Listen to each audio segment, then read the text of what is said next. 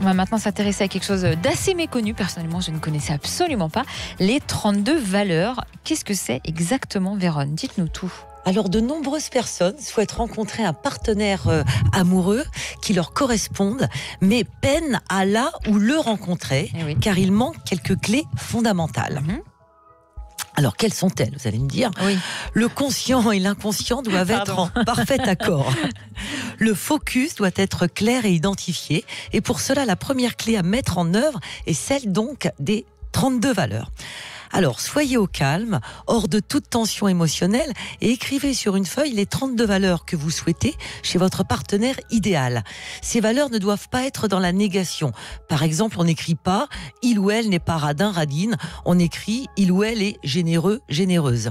Et ces valeurs se portent aussi bien sur le physique, le caractère, la situation sociale, familiale ou géographique de la personne. Et le fait d'écrire aide à visualiser par la pensée ce que vous attendez d'un partenaire dans votre vie. Vous allez ensuite lire ces caractéristiques tous les jours pour que cela se concrétise dans vos pensées. Et cette image mentale va se répercuter dans l'univers jusqu'à venir dans votre réalité. Et la seconde clé, qui est importante aussi, réside dans le fait de remercier comme si c'était déjà là et effectif dans votre vie. Souvenez-vous d'un moment que vous avez vécu où vous avez été extrêmement heureux. Revivez-le dans l'émotion.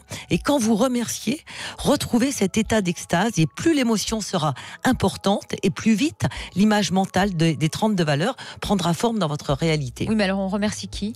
Alors par exemple, merci ma conscience d'avoir mis sur ma route cet homme, cette femme qui me correspond sur tous les domaines, qui marche sur le même chemin que moi et dans la même direction. Donc visualisation et remerciement. Exactement. Christophe.